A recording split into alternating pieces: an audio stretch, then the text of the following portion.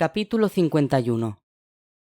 Pascal había renunciado en esta ocasión a la eventual compañía del capitán Meyer durante el tramo de Sendero Brillante. Una vez confirmada la ruta, se había lanzado a buena velocidad por aquel reguero luminoso que serpenteaba entre las tinieblas, y por primera vez no le atemorizaba ese paisaje que caía como un espeso cortinaje de negrura a ambos lados del camino. La propia gravedad de la misión y su extrema urgencia bloqueaban su mente. Pronto reconoció el punto del sendero que marcaba la posición invisible del barranco. El capitán Lafayette le había facilitado la orientación con la referencia de unas grandes piedras que ejercían de señal natural. Tras estudiar con detenimiento qué panorama se abría entre las sombras, se introdujo en la tenebrosa bruma, en dirección a la grieta del terreno que conducía al nivel de los hogareños. Al poco rato ya había penetrado en la gruta que conducía a su destino. No se detuvo ni frenó, a pesar de que en su agitado descenso se magulló varias veces las rodillas por culpa de dolorosos golpes contra las rocas. Por fin alcanzó el fondo de aquella brecha, continuaba sin percibir sonidos amenazadores a su alrededor. Y entonces se puso a buscar la silueta de Ralph, ese joven suicida de piel cobriza que se había comprometido a esperarle. ¿Habría cumplido su palabra? Pronto lo distinguió, sentado sobre un relieve del risco más próximo a la zona de las cuevas, inmóvil. Aún no se había percatado de la presencia de Pascal y se dedicaba a otear la planicie que se extendía ante sus ojos con la actitud lánguida de quien solo atesora recuerdos. El viajero imaginó miles de perfiles similares, mudos y estáticos en infinidad de cuevas orientadas al vacío. La sombría región de aquellos que no se habían aferrado lo suficiente a la vida como para soportar sus dificultades. Pascal no pudo disimular su admiración al comprobar la forma tan exacta en que se cumplían sus expectativas. Al despedirse en la ocasión anterior, había advertido a Ralph de que no podía concretar ni el día ni la hora de su siguiente cita, pues se trataba de algo próximo pero imposible de precisar, hasta comprobar cómo se iban desarrollando los acontecimientos en el mundo de los vivos. El suicida, sonriendo ante su ingenuidad, se había apresurado a señalar que no hacía ninguna falta concretar nada. Sencillamente, él siempre estaba allí. La existencia de los suicidas se limitaba a eso, a esperar en soledad la promesa de un horizonte. Los hechos demostraban que Ralph estaba en lo cierto. Allí se encontraba, como siempre. «Hola, Ralph». El aludido se volvió. «¡Viajero!», exclamó exaltado. «Pensaba que no ibas a volver». «El tiempo en mi mundo funciona a otro ritmo». «Eso es verdad». «Las cosas se han complicado mucho», comunicó Pascal, impaciente. «Necesito volver a este París sin perder tiempo». El suicida sintió. «Pues adelante. Yo ya estoy preparado». Y le mostró, satisfecho, un alargado palo de madera en el que había incrustado de forma tosca una pieza afilada de algún material desconocido, similar al ámbar pero muy oscuro y con estrías rojizas. Pascal sonrió. «Eso no te servirá contra la carne muerta, Ralph». «Te equivocas», repuso con acento triunfal. «Este mineral solo puede conseguirse en las entrañas de las cuevas de mi región». «Las cuevas de los suicidas». «Eso es. Desde tiempos inmemoriales, nuestra esencia se ha filtrado a través de la piedra caliza que conforma el macizo de las cavernas. Las lágrimas de la gente que se arrebató la vida han contaminado su composición con nuestra tristeza. Eso ha dado lugar a la aparición de vetas de este mineral en lo más profundo de las cuevas. Y por eso, su contacto directo con la piel es tóxico. Provoca un estado de melancolía que te anula por completo». Pascal atendía a las explicaciones con cierto escepticismo. «¿Y qué efecto puede tener eso contra las criaturas malignas?» «Las desorienta», contestó Ralph. «Yo no puedo acabar con ellas, pero las puedo debilitar para ti». Beatrice cayó con fuerza sobre Michelle. Esta sintió un escalofrío de espanto al percatarse de que su adversaria ofrecía un sorprendente tacto cálido, y ambas rodaron por el suelo. Llegados a este punto, incluso Jules se había olvidado por un instante de su situación, y junto a Matthew se lanzó a separar a las chicas antes de que ese enfrentamiento acabase todavía peor. ¿Qué más podía ocurrir? Matthew y Jules tuvieron que hacer uso de todas sus energías para lograr interrumpir aquel combate, pues Michelle se estaba quedando sin respiración bajo su atacante. Así, pudieron descubrir la extraordinaria fuerza que Beatrice ocultaba. Su propia fuerza la incrimina, alcanzó a pensar Michelle entre mareos. Ella no es como nosotros, aunque ya no esté fría y se mueva por este mundo. Una vez quedó inmovilizada, Beatrice lloró, y lo hizo con la intensidad, con la rabiosa profusión de lágrimas que solo la repentina conciencia de un error atroz puede provocar. Tú no pudiste matar a esas personas, Jules. Michelle dirigía sus ojos a su compañero gótico. Beatrice seguía sollozando, mientras Matthew no perdía de vista a su amigo, por si se le ocurría otra nueva locura. ¿Pero qué dices? Él se resistía a creerlo, también al borde de las lágrimas. No sabes el infierno que estoy viviendo. No tienes ni idea. Los vampiros no cortan cuellos, insistió ella, terca. Muerden. Pero a lo mejor debo alimentarme así hasta que el proceso termine y me salgan colmillos. Ella tuvo que reconocer que también había pensado así en un primer momento, pero la inexplicable presencia de Beatrice, las coincidencias. La versión de Jules era, definitivamente, demasiado fácil. No resolvía todas las incógnitas. Y, sobre todo, ¿de dónde había sacado el espíritu errante ese sospechoso conocimiento sobre las víctimas? Aquellos crímenes apenas habían trascendido. No obstante, tampoco la acusación hacia el espíritu errante ataba todos los cabos sueltos. ¿Y la medalla con la inscripción de Bertrand que ella había descubierto en la habitación de Jules? Aunque, claro, si Beatrice había llegado hasta aquella azotea y había podido espiar de cerca a Pascal, ¿qué límites tenía a la hora de aproximarse a ellos? ¿Hasta qué punto lo había estado haciendo? Todo era muy confuso. Habían acudido hasta allí para impedir que Jules se suicidara debido a sus remordimientos por las dos muertes, y ahora, aunque se confirmaba su inexorable infección vampírica, su autoría en los asesinatos no estaba tan clara. El caso era que los dos cadáveres habían sido desangrados. Michelle se inclinó sobre Beatrice, todavía sujeta por Matthew y Jules, y tomó una de sus muñecas. La otra chica no ofreció resistencia, dejándose hacer con un elocuente gesto de resignación. No tenía pulso. Michelle miró a sus amigos, moviendo la cabeza hacia los lados. Dame. Matthew cogió con delicadeza el brazo de Beatrice y reanudó la búsqueda, con un resultado igual de infructuoso. Su semblante al soltar aquella mano mostraba un considerable aturdimiento, que se intensificó cuando tampoco pudo localizar los latidos del corazón. Jules no ha matado a nadie. La voz de Beatrice se elevó por encima del rumor bajo del tráfico, un murmullo sordo que alcanzaba aquella altura con una apagada resonancia. Claudicaba. Por fin. Yo ansiaba volver a estar viva. Beatrice dirigió una mirada cargada de intención a Michelle, que la interpretó a la perfección. Todos albergamos la semilla del mal. Comenzó, con la mirada perdida. Su aliento nos acorrala en ocasiones, aprovecha nuestra debilidad y nos hipnotiza con sus tentaciones. Cuando, casi sin darte cuenta, sucumbes a su oferta, esa semilla germina en tu interior, va nutriéndose de ti, te va corrompiendo. Y ya es tarde para todo. No te queda sino seguir adelante, consciente de que avanzas hacia tu propia destrucción. La voz suave de Beatrice fluía de sus labios teñida de dolor, de un dolor que brotaba de sus mismas entrañas. Nadie osó interrumpirla. Yo caí. El mal, a través de una de sus muchas caras, me ofreció la posibilidad de volver a la vida. Mis sueños podían hacerse realidad. Consentí a cambio de un elevado precio. Vendí mi alma a cambio de vivir el amor. Sacrifiqué algo eterno por algo efímero. Pero así era el amor, pensaba ella. Todo por un instante real, por una caricia, por un beso auténtico. Beatrice lloraba, aunque sus lágrimas parecían envueltas por un extraño sosiego. Michelle escuchaba aquella declaración sin dejar de preguntarse qué papel había jugado Pascal en todo aquello. Ahora los titubeos del chico, su empañada mirada en determinados instantes, despertaron en ella el fantasma del desengaño, de la traición. Porque, ¿qué había sucedido entre ellos para que Beatrice estuviera dispuesta a arriesgar tanto? La magnética voz de Beatrice continuaba, mientras tanto, con su letanía de los horrores. Pero el mal me engañó. Solo cuando mi decisión era irreversible, descubrí que mi cuerpo seguía muerto.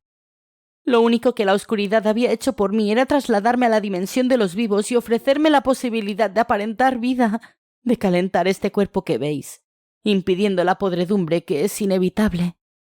Beatrice bajó los ojos, hundida ante el peso de los remordimientos que ahora se agolpaban furiosamente dentro de ella.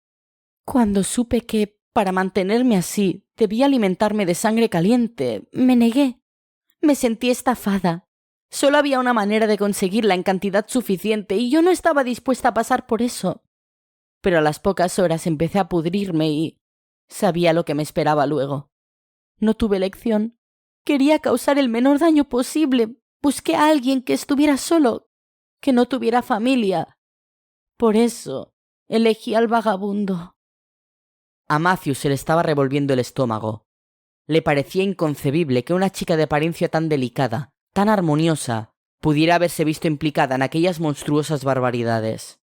Su mente no era capaz de asimilar el grado de desesperación que puede sentir alguien cuyo amor se enfrenta a la inasequible barrera de la muerte. Lo racional no tenía cabida entre los sentimientos, se asfixiaba bajo su absorbente densidad. Beatrice prosiguió. Mi segunda víctima fue consecuencia de la mala suerte. Inmersa en este mundo, yo había ido dando largas a mi necesidad de sangre caliente. No quería pensar en ello, pero se acababa el día. Mi cuerpo se iba estropeando y yo necesitaba una nueva dosis. A Jules le vino a la mente la palabra ración. Su propia ausencia de escrúpulos al oír aquello, fruto de la proximidad de la medianoche, le escandalizó. Al principio, el cuerpo pide mucho, pero sabía que después apenas tendría que conseguir sangre para mantenerme. Yo buscaba otro vagabundo, por eso me iba metiendo en sitios abandonados o vacíos. Entonces lo vi a él. No quería hacerlo, pero... Ahórrate los detalles. Michelle no logró suavizar la severidad de su tono. No estaba dispuesta a olvidar todo lo que representaba esa chica que ahora ofrecía un aspecto tan vulnerable. En aquel momento fue Jules quien intervino. ¿Y lo mío? ¿Y la sangre con la que desperté? ¿Y la medalla de Bethand? Beatrice se llevó las manos a la cara. La vergüenza ante lo que había estado haciendo se iba revelando más patente, más torturante. Yo sabía que mis crímenes se acabarían descubriendo. Era una simple cuestión de tiempo.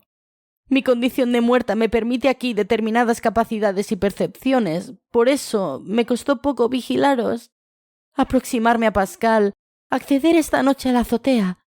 Supe desde el principio que Jules estaba contaminado. Por eso se me ocurrió que... ¿Qué?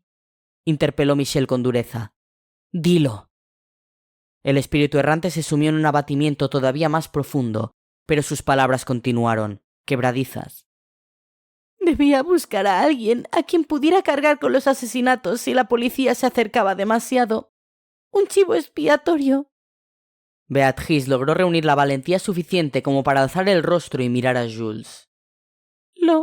Lo siento, se disculpó. No sabía lo que hacía. No era yo. Los ojos extraviados de la chica se perdieron enfocando hacia la noche que se abría ante ellos, de repente gélida, hostil. Jules se había negado a devolverle la mirada, inmerso en el implacable odio que empezaba a generarse dentro de él. Solo alcanzaba a pensar en el inhumano padecimiento que ella le había infligido al involucrarle en sus perversos planes. Yo suponía que la fase de transformación por la que atravesaba Jules, al haber sufrido una mordedura muy superficial, aún no le exigía nutrirse de sangre. Pero sus vacíos de letargo me ofrecían la posibilidad de engañarle, de conseguir que creyese que él era el verdadero responsable de esas muertes. Los síntomas del proceso vampírico me ayudarían. Por eso me metí en su habitación la primera noche y le obligué a beber sangre. Durante esas horas de vigilia maléfica, Jules es tan maleable como un bebé. La segunda noche le dejé en la mesilla la medalla de Bethand. Era el detalle perfecto para anular cualquier duda que él todavía pudiera conservar. Pero entonces, estalló Jules, sin lograr contenerse. Si tan útil te soy, ¿por qué me estabas convenciendo para que me suicidara? Beatrice no quiso responder al principio. Conforme su confesión avanzaba, el bochorno ante lo bajo que había sido capaz de caer se hacía más insoportable. Al verse obligada a admitir todos aquellos hechos, algo que no había tenido el coraje de decirse a sí misma hasta ese momento, en el fondo se enfrentaba a su propio juicio, mucho más cruel que el de ellos. El espíritu errante acababa de despertar a su desolación. «Me habías visto con Pascal», terminó reconociendo, en voz muy baja. «Eso podía arruinarlo todo». «Dios». Jules no daba crédito. «Esta noche has venido para silenciarme». El espíritu errante quería explicarle que, una vez que te precipitas por el abismo de tu perdición, la única forma de avanzar es degradándote todavía más, pero no tuvo fuerzas. Michelle había dejado de atender. Aquella última información había constituido para ella una auténtica puñalada. Así que Pascal y ella se habían estado viendo. Capítulo 52. Cuando Marcel y Daphne alcanzaron el vestíbulo, se encontraron con que Beckett ya había accedido a aquella zona del palacio, destrozando la última puerta que comunicaba con el exterior. Ahora el hechicero guardaba junto a ella, utilizando a la detective Betancourt como escudo humano. Beckett percibía allí dentro presencias que lo vigilaban desde las sombras y, prudente, había preferido esperar a que el guardián acudiese a la llamada. Laville comprobó que el hechicero se había deshecho de sus ropas convencionales, bajo las que había ocultado una túnica negra con símbolos satánicos bordados en seda roja. Ese gesto hizo entender al guardián que el médium pretendía un enfrentamiento directo. Era comprensible. Llegados a aquel punto, no tenía sentido que nadie escondiese su identidad. Las cartas estaban sobre la mesa y de lo que se trataba en aquel momento era de vencer, de sobrevivir. Y el tiempo apremiaba. El forense observó con preocupación el semblante medio hipnotizado de su amiga. Aquel previsible encuentro había comenzado de un modo más complejo que el que cabía concebir. ¿Cómo habría conseguido el hechicero atrapar a la detective? No estamos todos, observó Beckett al percatarse de la llegada del guardián y de la vidente, en un tono irónico. Sin el viajero no puede empezar la fiesta. El hechicero no se movía de su sitio, mientras los otros dos se aproximaban por los flancos. Sus pupilas penetrantes no los perdían de vista. «Pascal no ha venido todavía», mintió Daphne. «Tu impaciencia te traiciona, André». El hechicero esbozó una sonrisa retorcida. «Vamos, Daphne. Tendrás que esforzarte más si pretendes que me crea una mentira tuya». El guardián y la vidente se detuvieron a unos metros del médium. Entre ellos se imponía la precaria calma que precede al estallido de la tormenta, una serenidad postiza que permitía incluso escuchar el zumbido del silencio. En realidad, los dos aliados de la puerta estaban midiendo la fuerza de su oponente. París quedaba lejos. La ciudad que se abría tras los muros del edificio había pasado a convertirse en una zona inalcanzable, separada de ellos por el abismo que Beckett había generado al alterar la paz del lugar con sus propósitos maléficos. Ya nadie podría salir de allí hasta que el desafío hubiera concluido. «¿Dónde está el viajero?», repitió Beckett, erguido, afilando cada palabra con su voz venenosa. En aquel instante, una sombra surgió de un lateral e intentó alcanzar al hechicero. Este intuyó de reojo la maniobra y, con un solo gesto, envió aquel cuerpo a varios metros de distancia, estrellándolo contra un pilar de piedra. El servidor del guardián quedó tendido en el suelo, inmóvil. «No hay que subestimar el poder mental de André», pensó Daphne. El guardián reaccionó de inmediato, describiendo en el aire con sus brazos un gesto de contención. No quería más bajas entre sus hombres. «¿Dónde está el viajero?», repitió Beckett, cada vez más agresivo. «Primero deja libre a la detective Betancourt», exigió Marcel, sosteniendo la mirada aviesa del hechicero. «Esta no es su batalla». Beckett persistió en su gesto hostil, calculando el próximo movimiento. Al final debió de decidir que, una vez logrado el acceso al palacio, su rehén solo suponía un incordio, y de un empujón la tiró al suelo. Marguerite cayó pesadamente, sin recuperar ni siquiera entonces la conciencia. «Bah, quédatela», añadió el hechicero con desprecio. «Pero dame a Pascal Rivas». Marcel, por toda respuesta, exhibió su magnífica espada japonesa, alzándola en actitud desafiante. Beckett volvió a sonreír, sin perder de vista tampoco la vieja Daphne, que no despegaba sus ojos de él, atenta para una intervención inmediata. «Aún puedes salvar la puerta», advirtió el médium al guardián en un susurro. «Ya te dije que solo me interesa el viajero. Si no os inmiscuís, si dejáis que lo lleve conmigo, conservaréis el umbral sagrado. De lo contrario». Sus ojos adquirieron ahora un brillo implacable. «Destrozaré la puerta oscura y a vosotros con ella. Elegid vuestro destino». Aunque aquella oferta hubiera sido real, ni la vidente ni Marcel habrían sido capaces de sacrificar a Pascal. Pero es que además, ambos eran conscientes de que Beckett jamás cumpliría su palabra. Con Marc moviéndose en el mundo de los vivos sin ceñirse a los límites del tiempo, La puerta oscura solo representaría la amenaza de que, cada 100 años, un nuevo viajero pudiera surgir para arrebatarle su injusta existencia. No. Lo primero que haría el ente demoníaco cuando lograse acceder al mundo de los vivos de forma corpórea sería destruir la puerta oscura y exterminar a todos los vinculados a ella. La suerte está echada, sentenció Marcel, lanzándose contra Vegge mientras blandía su espada. No conocerás el advenimiento del mal en esta tierra, hechicero. Vegge reaccionó rápido. Mientras se apartaba con agilidad de la trayectoria del guardián, extrajo de su túnica una especie de cetro, una larga vara de madera oscura que terminaba en una calavera tallada. ¡Que no te toque con ella!, advirtió Daphne, reconociendo en aquel instrumento un arma venenosa. Para entonces, Vegge ya había frenado con su vara 2 golpes de Marcel, exhibiendo una sorprendente fuerza, mientras que de su arma saltaban chispas al contacto con el filo de plata. Vegge apretó los labios sin separar la mirada de su adversario, y la vidente adivinó que iba a utilizar contra él su potencia mental. ¡No lo harás!, gritó al tiempo que alzaba los brazos y se adelantaba hacia ellos, obligándole a desviar la mirada. ¡Atrás! Ella sí había logrado crear un flujo único de pensamiento, un torrente de energía mental que proyectó hacia Vegge hasta conseguir empujarlo con fuerza contra una pared. El hechicero perdió el equilibrio.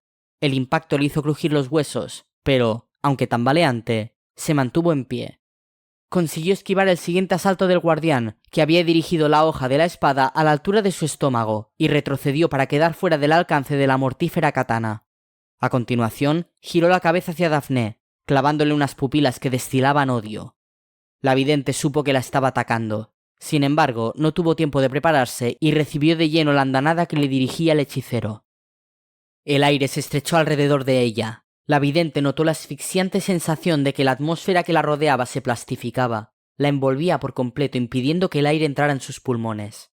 Cayó de rodillas, boqueando e incapaz siquiera de llevarse las manos al cuello, inmovilizadas junto a su cuerpo por aquel ambiente repentinamente solidificado.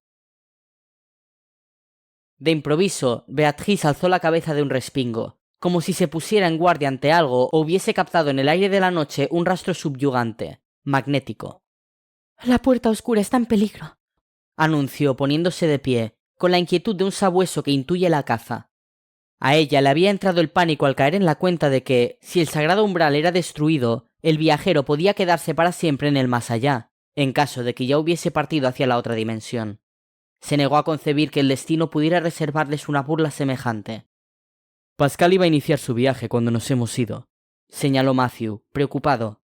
Jules se encogió de hombros, sin poder opinar.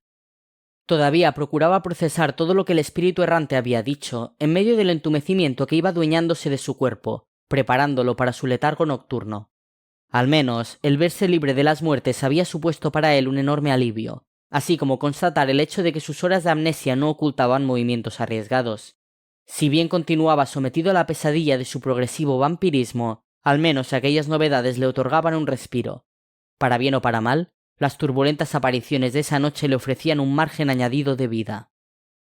«Vegge ha llegado hasta allí», dedujo Michel entonces ante la ansiedad que continuaba mostrando Beatriz, que hundía la cara entre las manos. «Tiene que ser eso. ¿Por qué todo ocurre al mismo tiempo? Pascal nos necesita». Matthew asintió ante la hipótesis de su amiga, mientras le volvía a la memoria la frustrada actuación de los cazarrecompensas que habían acechado a Pascal. «Tiene sentido, Michel. Si lo que quiere ese hechicero es conseguir al viajero antes de que pueda enfrentarse a Marc, ha tenido que acudir en persona hasta el palacio. No le dejará irse». ¿Cómo habría logrado localizar el emplazamiento de la puerta oscura sí era una incógnita, pero en aquellos instantes eso no importó a nadie. «¿Vegge?», se atrevió a preguntar entonces Beatriz. «¿Quién es Vegge?» «Un medium que sirve a ese ente», explicó Jules. «Que prepara su llegada, ¿no?» Los otros asintieron. «Es poderoso», murmuró Michel. «Y un asesino sin escrúpulos». La imagen de Dominique atropellado se dibujó en las mentes de todos, incorporando un ingrediente de rabia en aquella trepidante velada de sorpresas y amenazas. Curiosamente, esa información que iban vertiendo entre unos y otros había logrado devolver al rostro del espíritu errante un resquicio de serenidad. Sus ojos grandes volvían a mirar con determinación, dignos. «Debéis dejarme marchar», advirtió erguida. «Creo que puedo reparar parte del daño que he causado. Es el momento de pagar». A continuación, Extrajo de su ropa una medalla de plata que ellos reconocieron como el talismán que Daphne entregara al viajero meses atrás. «Es de Pascal», se la ofreció a los chicos. «Si ya ha acudido al más allá, yo no estaré cuando él regrese. Devolvédsela». El espíritu errante no se atrevió a explicar cómo, temerosa de que aquel amuleto pudiera enfriarse y delatar en ella el oscuro pacto que había hecho. Se lo había arrebatado del cuello a Pascal durante el encuentro en los trasteros de su casa. Michel recogió aquella pieza de metal sin decir nada, negándose una vez más a sacar conclusiones dolorosas. «¿Entonces, puedo irme?», se obstinaba Beatrice. Ellos dudaron, mirándose unos a otros. A fin de cuentas, ella seguía representando un cúmulo de despiedados secretos que solo habían salido a la luz gracias a la capacidad deductiva de Michel. Una confesión forzada no tenía el mismo valor que una renuncia voluntaria. «Dejadme marchar», repitió el espíritu errante, sin alterar su tono grave. «No puedo devolver las vidas que he quitado, pero de qué puede ser mi última oportunidad aquí de demostrar mi arrepentimiento, mi tributo al mundo de los vivos. Él no puede hacer nada contra un ser muerto y yo necesito recuperar algo de mí. Os lo suplico, dejadme ir». Ellos seguían titubeando ante aquella firme insistencia que brotaba de la desolación de Beatrice. No se fiaban de ella, pero al mismo tiempo les carcomía la posibilidad de que su negativa pudiera inclinar la balanza hacia el lado de Vegué. «Vamos todos», decidió Michel, haciendo de tripas corazón. «Es hora de apostar. No hay más remedio. El que no arriesga, no gana». Fue consciente de que lo que había en juego le impedía pensar en su propia decepción sentimental. Aquella que se iba gestando solo a partir de insinuaciones, como un lento veneno que se filtraba por las venas buscando paralizar su corazón. Incluso su propio sufrimiento podía esperar. Jules era el único que apenas podía ya mantenerse en pie, mucho menos acompañar a los demás en aquella nueva prueba. Ante la proximidad creciente de la medianoche, su letargo vampírico abarcaba ya buena parte de su cuerpo. Tendrían que dejarlo en casa.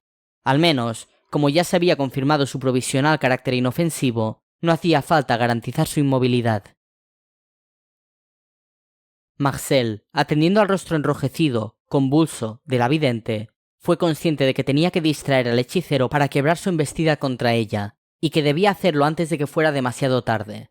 Un efecto tan virulento como el que estaba sufriendo Daphne requería mucha concentración por parte del médium, así que Marcel decidió que era buen momento para trazar una maniobra arriesgada que pudiera pillarlo desprevenido. No lo pensó más y, enarbolando su espadón, con el sonido de fondo de los balbuceos cada vez más agónicos de la vidente, se lanzó contra Vegué. Tal como había previsto, a su adversario le costó reaccionar, tal vez obsesionado por terminar la tarea con Daphne. El hechicero no pudo escudarse con su cetro oscuro y, al efectuar un giro para protegerse, se vio obligado a cortar la energía que estaba enfocando hacia la vidente. Al menos Vegué logró sortear el filo de plata que avanzaba hacia él describiendo una trayectoria mortal, una pulida hoja que, a pesar de su agilidad, le alcanzó en un costado rasgando su túnica. El hechicero emitió un grito furibundo mientras observaba incrédulo los dedos manchados de sangre que acababa de introducir por el desgarro de la tela. Marcel quiso reanudar la acometida, pero esta vez fue él quien experimentó la llegada de una ráfaga huracanada que lo lanzó varios metros por el aire y le hizo aterrizar contra una de las esculturas de piedra que adornaban los laterales del vestíbulo. Gimió de dolor al sentir el brutal impacto y fue resbalando por la pieza hasta acabar en el suelo donde se retorció entre magulladuras. El guardián no había soltado su katana en ningún momento, ni siquiera cuando sintió la mordedura de la piedra machacando sus costillas. Al menos, alcanzó a asimilar mientras recuperaba el vigor necesario para levantarse, ya no se escuchaban los gemidos desesperados que emitía Daphne conforme se iba agotando el oxígeno de sus pulmones. Marcel se volvió hacia ella costosamente. La vidente, desde el suelo, mantenía en ese instante un vehemente duelo visual con Vegué. Ambos se contemplaban con el ceño fruncido, los labios apretados, sin pestañear. Se trataba de una de aquellas pugnas tan absorbentes en sí mismas que terminaban por consumir a los propios contendientes.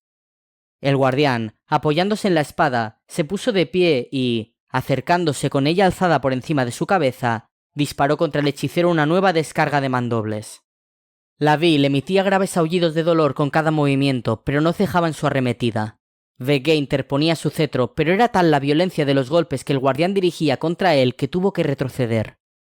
Marcel, mostrando sus conocimientos de esgrima, cambió en el último instante la dirección de sus estocadas, sorprendiendo el movimiento reflejo de su adversario, que ya no tuvo tiempo de cubrirse. Vegué sintió así por segunda vez el daño que causaba en su cuerpo la afilada hoja que lo alcanzaba, en esta ocasión, en la zona del vientre. El odio le permitió dirigir contra el guardián, entre bramidos de ira, su cetro envenenado. Marcel procuró apartarse, pero aquella calavera tallada le golpeó con violencia en un hombro y sintió sus dientes de madera negra clavarse por debajo de la ropa.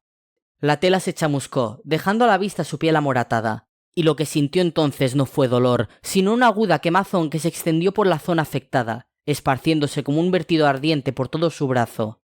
Aunque lo que vino a continuación fue todavía peor. Un olor nauseabundo empezó a emanar de la herida, que se hinchaba e iba cambiando de color hacia tonalidades de carne muerta. Marcel identificó aquel proceso con horrorizada perplejidad. ¡Gangrena! Por increíble que pudiera parecer, su brazo se estaba pudriendo a un ritmo condenadamente rápido, al margen de parámetros naturales. El guardián contempló asqueado su piel infectada, bajo la que empezaron a serpentear varios bultos que terminaron abriéndose. Gusanos. La repugnancia se mezclaba con el dolor. ¡La espada! Procuró advertir, exhausta, la vidente, que había reconocido en aquellos efectos la mordedura ponzoñosa de los espectros. ¡Es plata sagrada, guardián! A Marcel le costaba retirar la mirada de su brazo putrefacto, anonadado ante aquel espanto. No obstante, las palabras de Daphne llegaron a su cerebro y pudo asimilarlas. Vegué, algo más lejos, aprovechaba mientras tanto para recuperarse de la última herida, sonriendo a pesar de todo, consciente del mortífero veneno que acababa de inocular al guardián. El alma del guardián. Marcel cayó en la cuenta entre mareos. El metal valioso con el que se había forjado su legendaria espada podía cauterizar la herida. El bien cicatrizaba. El bien curaba. Ayudándose del otro brazo, el forense colocó el filo del arma sobre su bíceps herido, que también había empezado a corromperse. Ahora el dolor fue tan salvaje que estuvo a punto de sufrir un desvanecimiento. Su brazo humeaba, pero lo soportó, consciente de que si ellos sucumbían al hechicero dejarían a Eduard solo frente a aquel monstruo como único obstáculo para llegar a la puerta y al viajero. ¡Aguanta! La voz debilitada de la vidente era un mero murmullo. Ella había sido incapaz de levantarse del suelo. ¡Aguanta, guardián! ¡Te hará bien! Marcel obedeció y, ante la mirada contrariada del hechicero, comprobó que su piel iba recuperando la tonalidad sana.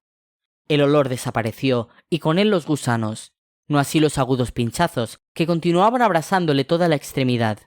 Marcel no tuvo tiempo de celebrar su restablecimiento, pues Vegué, percatándose de que aquella katana había anulado la eficacia de su agresión, atacaba de nuevo. El guardián todavía no disponía de fuerzas suficientes para hacerle frente, así que se retiró por unas escaleras hasta el piso superior. Vegué le siguió, empuñando su siniestro cetro. No estaba dispuesto a que se recuperase. Quería aniquilarlo. Un disparo resonó entonces en aquel vestíbulo, paralizando la escena. Una esquirla de piedra había saltado cerca del rostro del hechicero, que, deteniéndose, se había vuelto para descubrir a la detective Betancourt, aún algo aturdida, en pie y con los brazos extendidos hacia él. Marcel quiso intervenir. Quiso avisarla de que no interfiriera. Temió por ella. Aquel no era su terreno, pero su propia debilidad le impidió hacerlo con la suficiente velocidad, aunque, conociéndola, tampoco habría servido de mucho.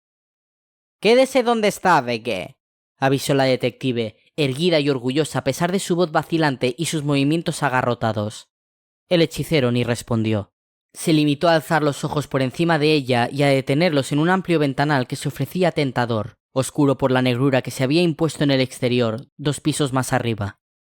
Después, con un simple chasquido de sus dedos, aquella enorme plancha de cristal se resquebrajó por completo. Marcel, percatándose de lo que iba a ocurrir, intentó avisar a su amiga. «¡Marguerite, apártate!» Pero la detective apenas tuvo tiempo de levantar la cabeza antes de que aquella lluvia de cristales afilados como puñales se precipitara sobre ella. El tintineo asesino de los miles de fragmentos aterrizando sobre el suelo de madera supuso para el forense un dolor mucho más insoportable que todos los que había venido sufriendo. La muerte podía contar con un estrépito como melodía. Marguerite Betancourt aún se mantuvo en pie durante unos segundos, con su sanguinolento cuerpo tambaleándose, hasta que, finalmente, cayó al suelo cubierta de pedazos de vidrio. Marcel olvidó su debilidad. Una rabia incontenible impulsaba sus movimientos. Se tiró contra Vegué. Ambos rodaron por la escalera en un abrazo que podía resultar letal para alguno de ellos al menor descuido. Mientras se revolcaban, ambos gemían por el lacerante contacto de sus lesiones con el suelo. El guardián golpeó con la empuñadura de su espada la mano del hechicero, logrando que éste soltara su cetro, que cayó rebotando por los peldaños.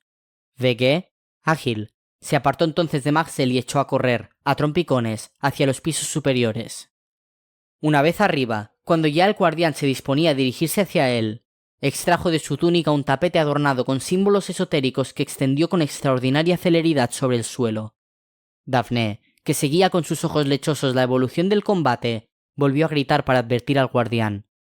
¡Va a conjurar a espíritus malignos! Ella conocía la extraordinaria capacidad de Vegué como nigromante. ¡Tienes que impedirlo, guardián! Marcel, sin embargo, no disponía de fuerzas como para alcanzar al hechicero antes de que éste terminara de recitar su siniestra salmodia, y a los pocos segundos se iba materializando junto a Vegué una silueta borrosa, de apariencia humana pero facciones monstruosas, a la que el hechicero dedicó unas palabras en latín mientras señalaba al guardián. Unas cuencas vacías se volvieron entonces hacia Marcel, mientras la criatura emitía unos gruñidos de maligna ferocidad.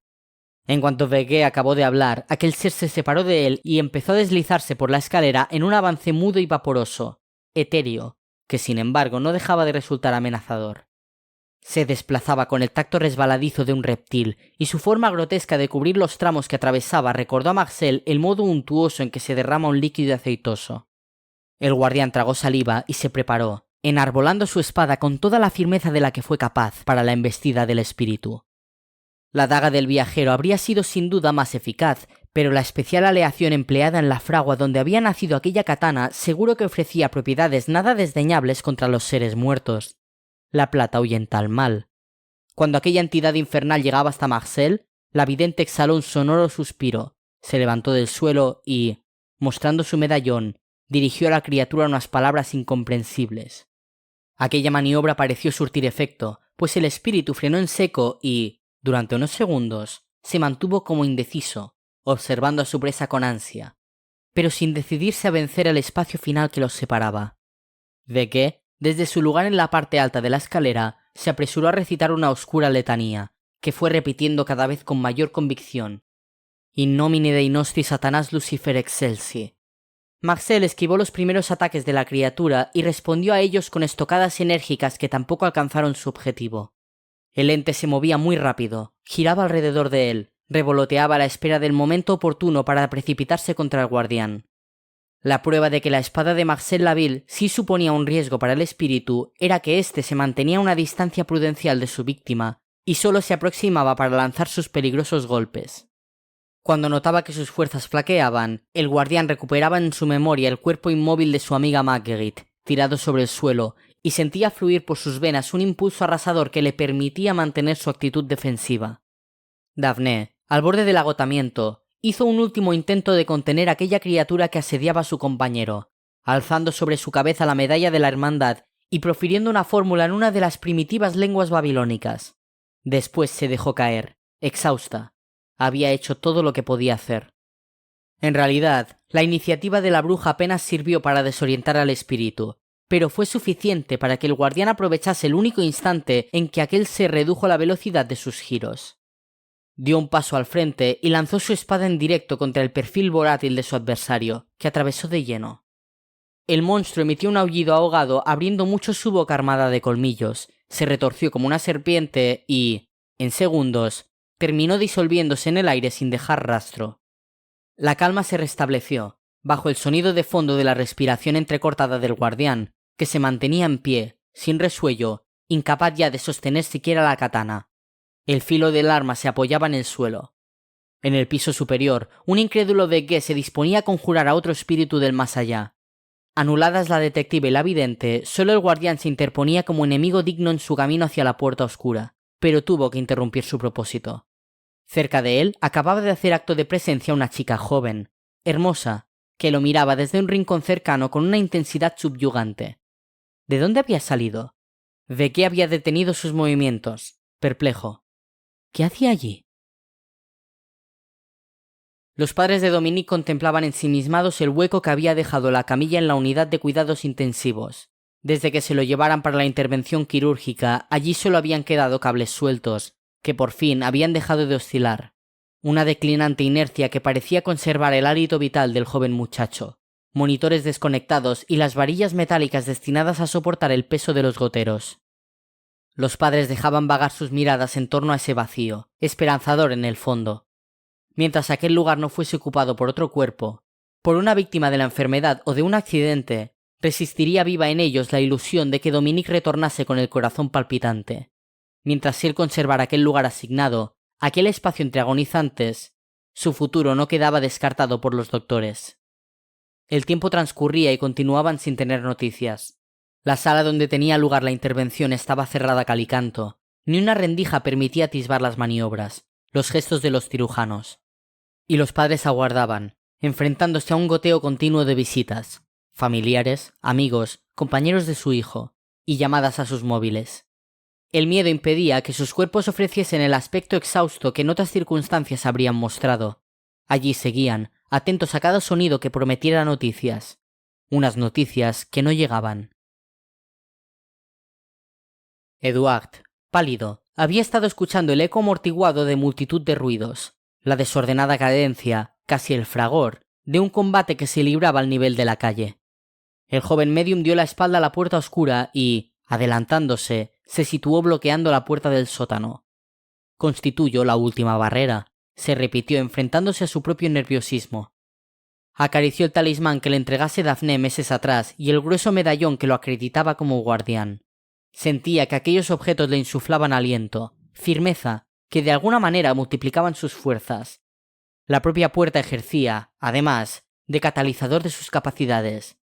Sin duda, a pesar de su soledad, en aquel entorno Eduard se había vuelto mucho más fuerte de lo que jamás había sido, y percibía ese vigor que estimulaba sus músculos y su mente rodeándolo de un aura especial. No obstante, si se cumplían las peores expectativas y Beguet superaba la resistencia de Marcel Laville y su maestra, ¿cómo podría él detener a aquel poderoso hechicero? Tal vez Beguet hubiera quedado muy debilitado a pesar de su victoria. Procuró animarse. En caso contrario,